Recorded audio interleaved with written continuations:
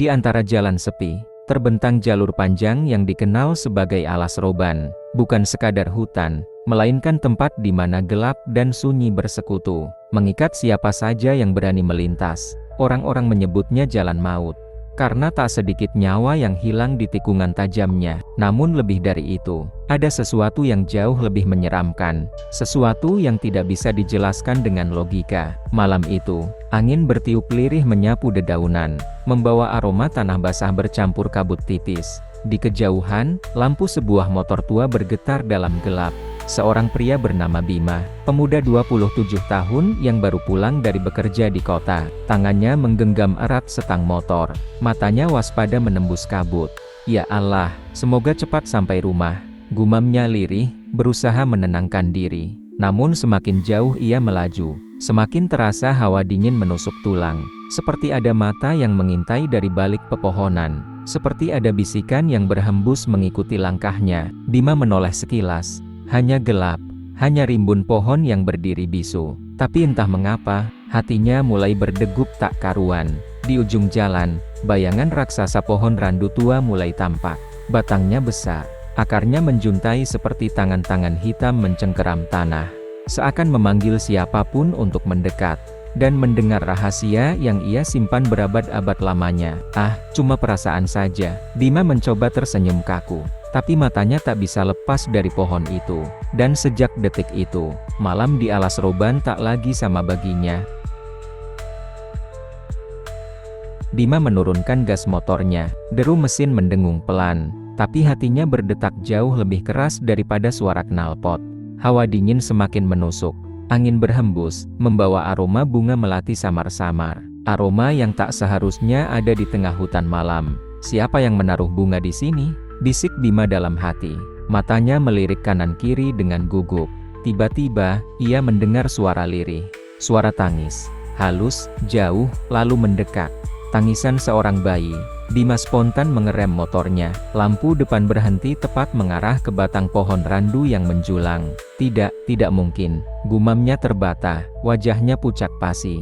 Tangisan itu semakin jelas, seperti berasal dari balik akar pohon. Dengan tangan gemetar, Bima menyalakan senter kecil yang tergantung di motornya. Cahaya bergetar, menyorot akar-akar tua yang menjuntai.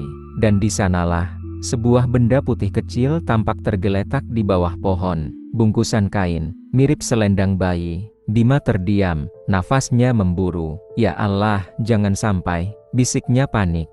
Ia ragu untuk turun dari motor. Namun rasa penasaran mendorong langkahnya. Setiap detik terasa seperti jam. Setiap langkah terasa menjerat lehernya dengan ketakutan. Ketika ia hampir mendekat, tiba-tiba tangisan itu berhenti. Hening, hanya angin yang meliuk. Hanya dedaunan yang bergetar. Lalu terdengar suara lain. Suara tawa lirih perempuan, lembut, namun mengerikan. Tawa yang membuat darah Bima membeku seketika. Bima mundur setapak, tangannya gemetar, senter nyaris terlepas dari genggaman. Tawa lirih itu masih terdengar, kian jelas, kian menusuk telinga. Siapa? Siapa di sana? Teriak Bima dengan suara bergetar. Namun yang menjawab bukanlah manusia. Dari atas dahan pohon randu, sesuatu perlahan tampak bergerak. Gaun putih lusuh tergerai panjang, berkilau samar diterpa cahaya bulan. Rambut hitam panjang menutupi wajahnya, tubuhnya menggantung, tidak menyentuh tanah. Matanya redup, tapi memancarkan kehampaan yang menelan jiwa. Bima terbelalak, napasnya terhenti sejenak. Suara lirih itu berubah, dari tawa, menjadi tangisan yang menyayat hati. Bayiku, mana bayiku? Suara perempuan itu bergetar, serak, penuh nestapa. Bima menelan ludah. Ya Allah, ini bukan manusia. Bisiknya panik. Langkah kakinya goyah. Sosok itu menunduk. Rambut hitamnya terurai menutupi wajah. Gaunnya berkibar pelan seolah ditiup angin tak kasat mata. Lalu, tiba-tiba terdengar jeritan panjang yang memecah sunyi malam. Bima langsung menutup telinganya. Tapi jeritan itu menusuk kepalanya, menggetarkan tulang hingga ke sumsum. Lampu motornya berkelip. Mesinnya mati mendadak. Jalan itu kini tenggelam dalam gelap sempurna. Dalam kegelapan, sosok itu perlahan turun dari dahan pohon, bergerak mendekat, mengarah tepat ke arah Bima yang berdiri membeku.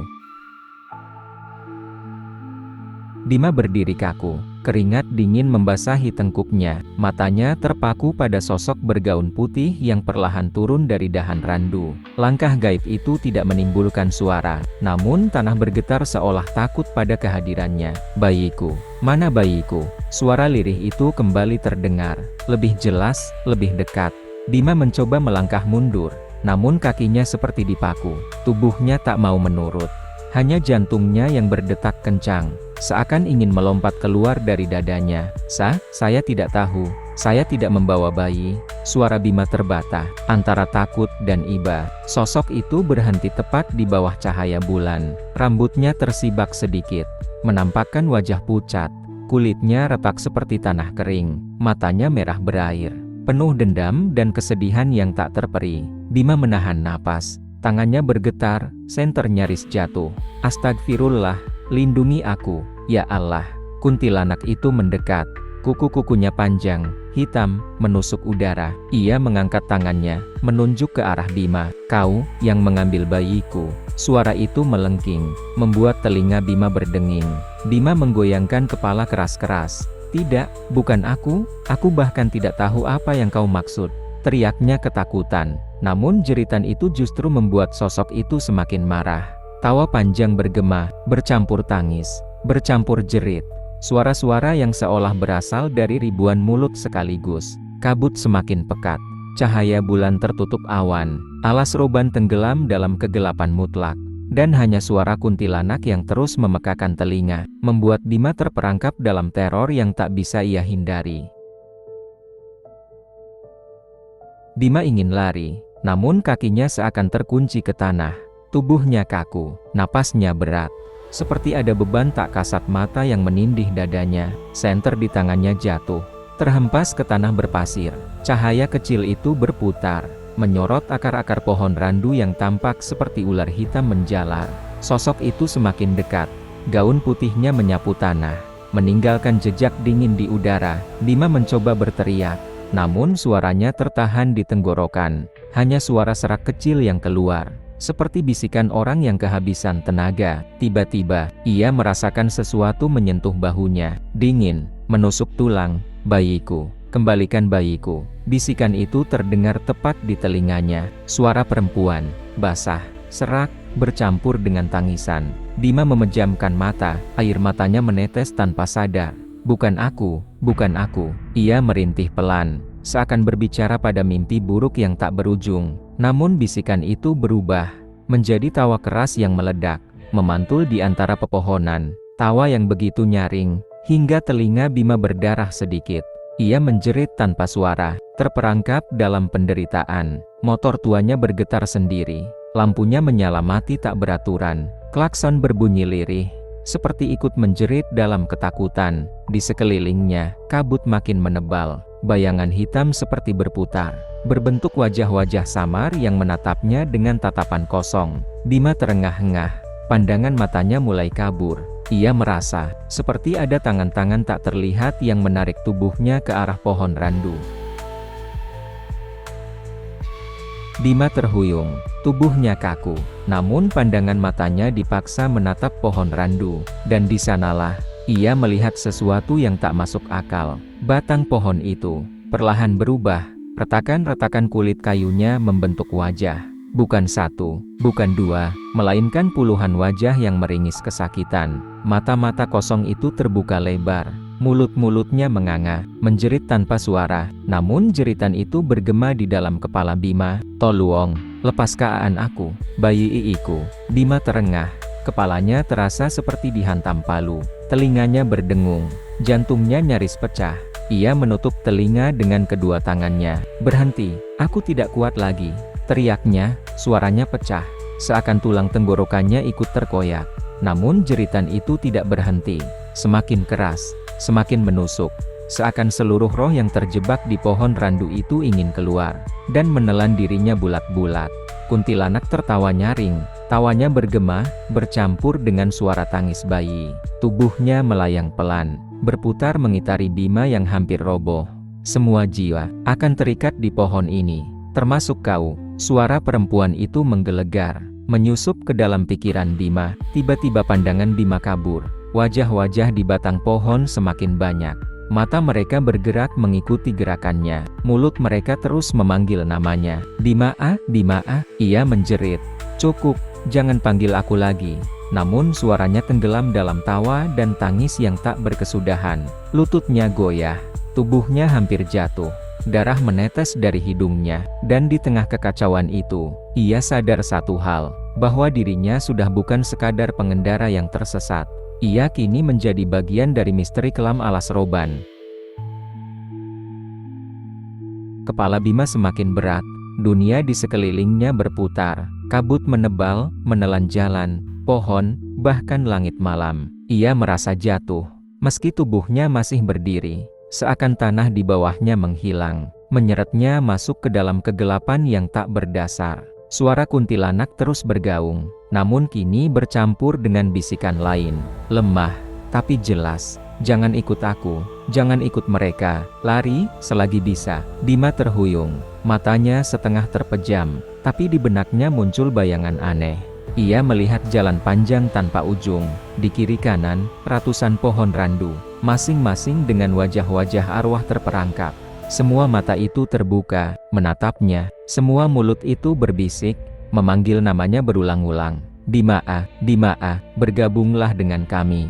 Bima menggigil, ia ingin lari, namun kakinya tidak bergerak, hanya tubuhnya yang melayang, seperti hanyut dalam arus tak kasat mata. Di ujung jalan, ia melihat sosok kuntilanak berdiri tegak, gaunnya berkibar, matanya merah membara, tangan kurus pucatnya terulur.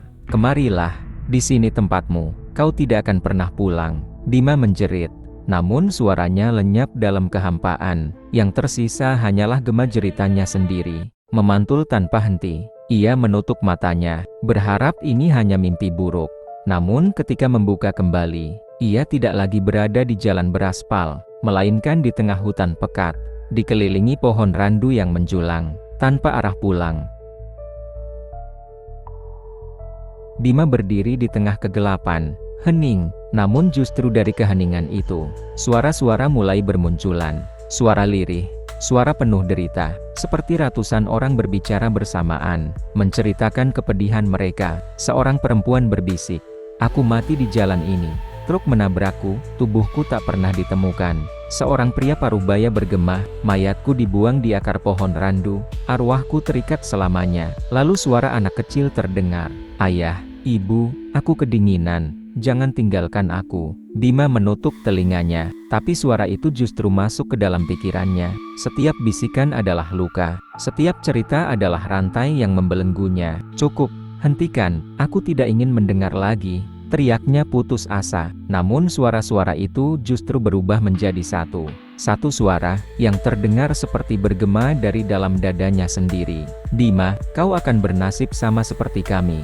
Tidak ada jalan pulang, hanya ada pohon ini, dan keabadian di dalamnya." Tubuh Bima gemetar, air matanya mengalir deras. "Aku tidak mau, aku hanya ingin pulang." Ia menangis, suaranya pecah. Tiba-tiba, dari batang pohon randu, tangan-tangan pucat keluar, mencoba meraih tubuhnya. Tangan kurus, dingin, penuh tanah. Mereka menarik jaketnya, menyentuh wajahnya, seakan ingin membawanya masuk ke batang pohon. Kuntilanak muncul di antara kabut. Tawanya menggema panjang, mencabik keheningan malam. Semua yang masuk ke alas roban, tidak akan pernah keluar. Bima berteriak histeris, namun suaranya tenggelam oleh jeritan para arwah, yang kini menyatu dalam gua mengerikan, menyambut kedatangannya ke dunia mereka. Tangan-tangan dingin itu semakin kuat, menarik jaket Bima, menyentuh wajahnya, mencengkeram pergelangan tangannya dengan kasar. Bima menjerit, "Lepaskan aku bukan milik kalian." Namun jeritannya hanya membuat tangan-tangan itu semakin banyak, semakin rakus. Mereka menyeret tubuhnya ke arah batang pohon randu, yang kini terbuka seperti mulut raksasa. Dari celah batang itu, terlihat wajah-wajah arwah menjerit. Mereka meronta, seolah ingin keluar, namun justru malah menarik Bima untuk ikut bersama mereka. Di tengah kepanikan itu, tiba-tiba hawa dingin menusuk wajahnya. Bima mendongak, dan di sanalah ia melihatnya, kuntilanak, kini berdiri tepat di hadapannya. Wajahnya jelas terlihat di bawah cahaya bulan pucat. Kulitnya pucat keabu-abuan, retak-retak seperti tanah kering, matanya merah berair, namun menatap dengan penuh kebencian. Mulutnya ternganga, menampakkan gigi-gigi hitam runcing. Ia mendekatkan wajahnya ke arah Bima, hanya beberapa jengkal. Bau busuk menusuk hidung, membuat Bima ingin muntah. "Bayiku, kau yang mencurinya." Suara itu melengking, bercampur tangis yang mengiris hati. Bima terisak, "Aku tidak tahu apa-apa. Aku bersumpah, aku hanya ingin pulang." Suaranya pecah, penuh ketakutan. Kuntilanak menyeringai, tangannya yang dingin menyentuh pipi Bima. Kuku hitam panjangnya hampir menusuk kulit. "Kau akan menjadi gantinya." Bima menggigil, air matanya jatuh deras. Matanya menatap putus asa, seakan tahu ajalnya sudah dekat. Di sekelilingnya, tangan-tangan arwah semakin kuat menarik. Batang pohon semakin terbuka, siap menelannya hidup-hidup. Di detik itu, Bima berhadapan langsung dengan maut. Dan satu-satunya yang ia lihat adalah wajah menyeramkan kuntilanak yang haus akan jiwa. Tubuh Bima sudah setengah masuk ke dalam batang pohon randu. Tangan-tangan arwah menariknya tanpa henti. Sementara wajah kuntilanak semakin dekat, hingga nafas dinginnya menyapu kulit Bima. "Tidak ada yang bisa lari dari alas roban," bisiknya dengan suara bergetar, seolah tangisan sekaligus tawa. Bima meronta sekuat tenaga, "Lepaskan aku tidak bersalah, aku hanya tersesat." Teriaknya histeris, namun suaranya hanya dipantulkan kembali oleh hutan, bergema seperti jeritan sia-sia. Tiba-tiba, dari kejauhan, terdengar suara klakson truk panjang, menembus kesunyian malam. Bima menoleh sekejap, cahaya lampu kendaraan menyinari kabut. Harapan kecil muncul di matanya. "Aku masih bisa pulang, aku masih bisa," gumamnya lirih, penuh harap. Namun kuntilanak segera menjerit. Suara melengking tinggi menusuk telinga, membuat burung-burung malam beterbangan. "Kau, milikku." Tangannya mencengkeram wajah Bima dengan kuat. Mata merahnya menatap dalam, seperti hendak merenggut jiwanya keluar. Bima menangis. "Tidak, tolong, jangan." Suara terakhirnya pecah, tercampur dengan suara klakson yang semakin dekat. Dalam sekejap, batang pohon randu menutup dengan keras, seolah menelan tubuh Bima seluruhnya. Sunyi, hening, seakan ia tak pernah ada di dunia ini. Saat truk lewat, sopir hanya melihat pohon randu tua berdiri angkuh, dikelilingi kabut tipis, tak ada seorang pun di sana. Namun, jika telinga dipasang baik-baik, dari dalam batang pohon itu, masih terdengar lirih suara Bima berbisik, "Aku ingin pulang." Dan dari atas dahan randu, kuntilanak tertawa panjang. Gema tawanya mengguncang malam, mengabarkan pada dunia bahwa satu jiwa lagi telah menjadi miliknya.